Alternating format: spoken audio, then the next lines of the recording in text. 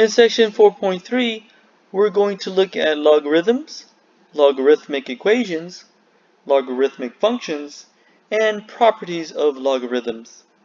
The previous section dealt with the exponential functions of the form y equals a to the x for all positive values of a where a was not equal to 1.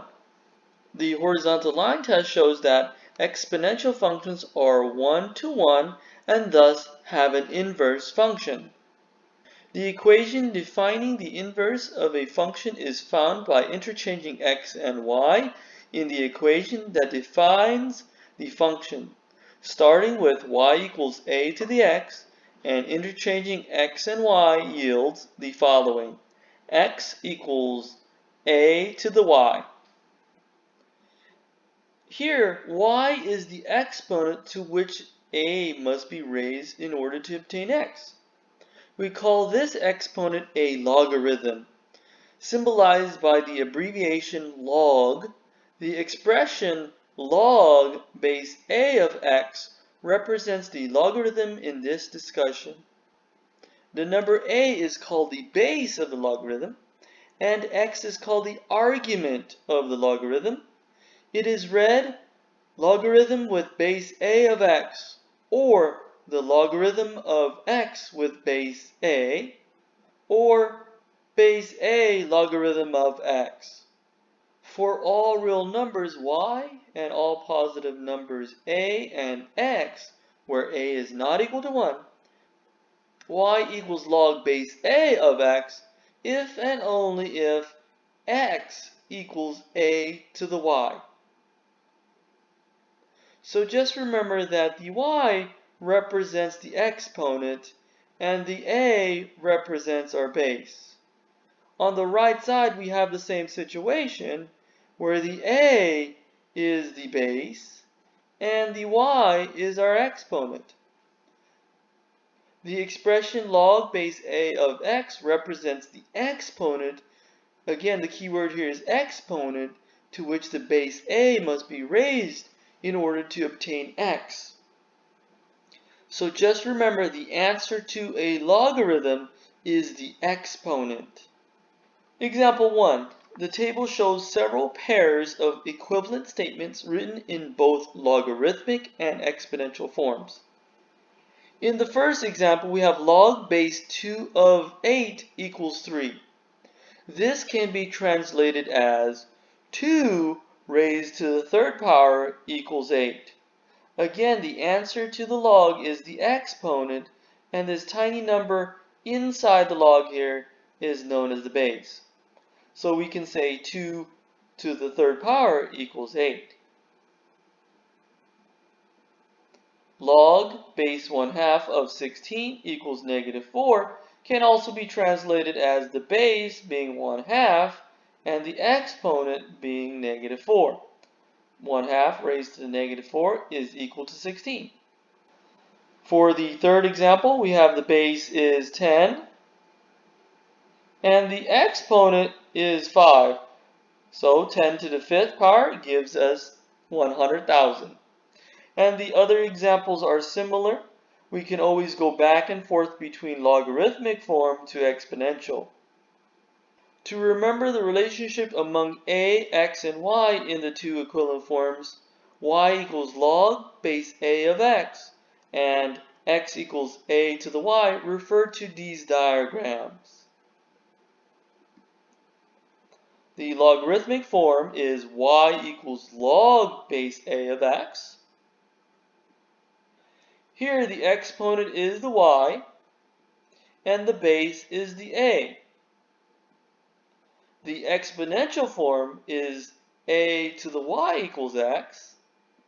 The a is our base, and the y is our exponent. Example 2, let's solve each equation. Log base x of 8 over 27 is equal to 3.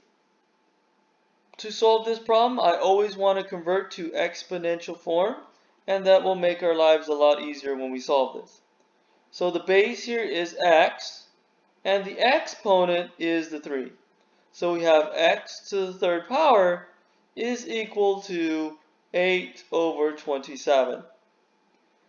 Again, the x is our base, and our exponent is the 3. X cubed equals 8 over 27. We can take the cube root of both sides now.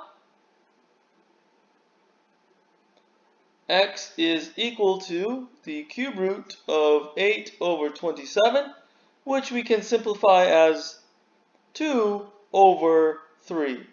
So our solution to the problem is x equals 2 over 3.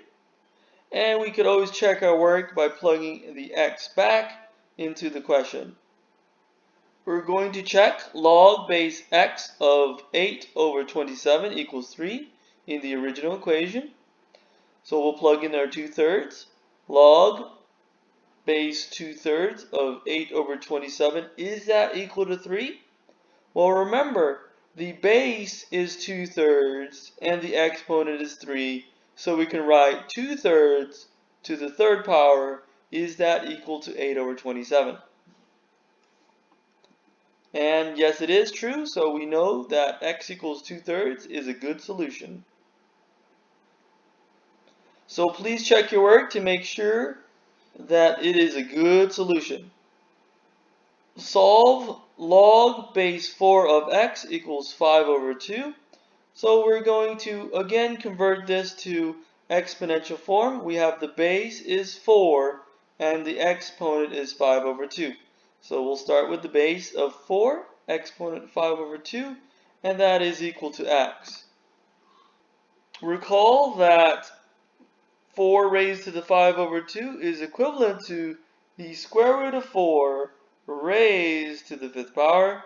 So x is equal to 2 to the 5th, and so x equals 32.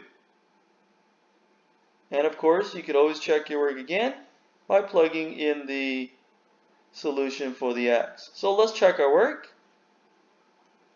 Log base 4 of 32, is that equal to 5 over 2?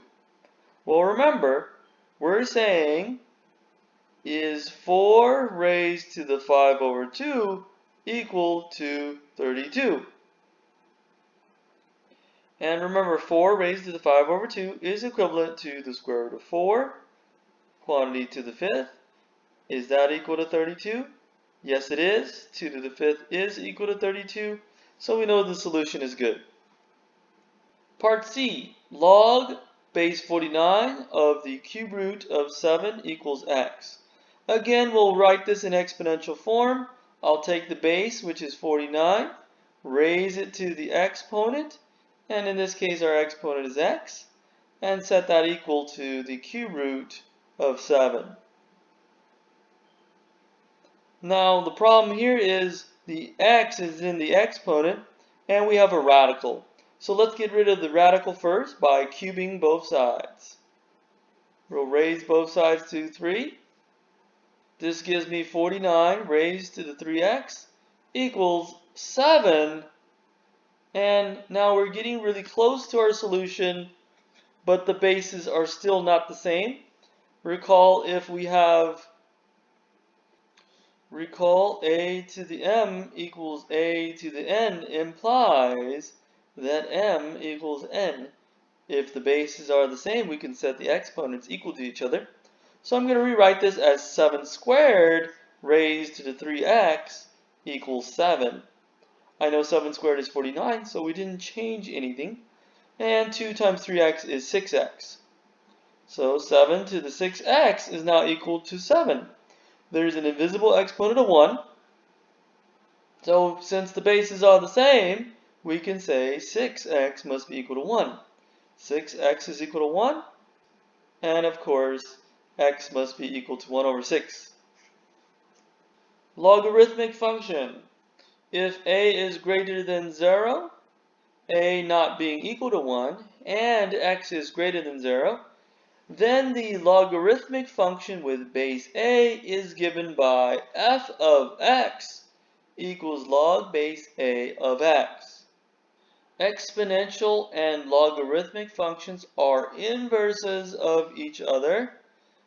The graph of y equals 2 to the x is shown in red.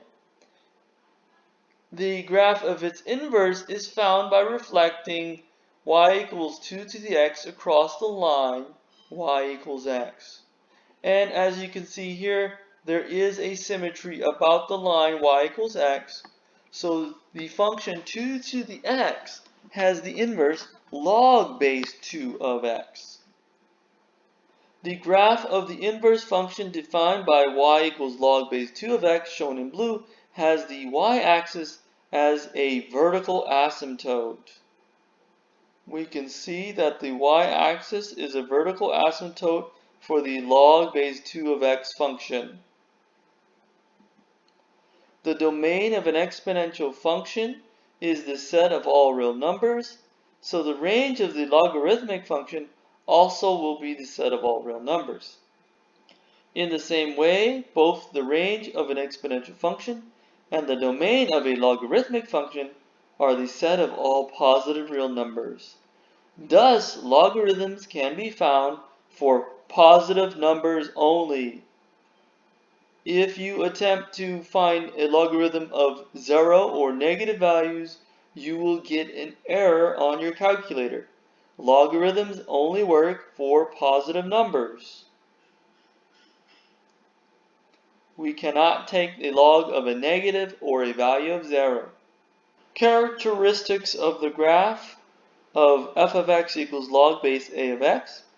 The points 1 over a, comma negative 1, 1, comma 0, and a, comma 1 are on the graph. If a is greater than 1, then f is an increasing function. If a is between 0 and 1, then f of x is a decreasing function. The y-axis is a vertical asymptote.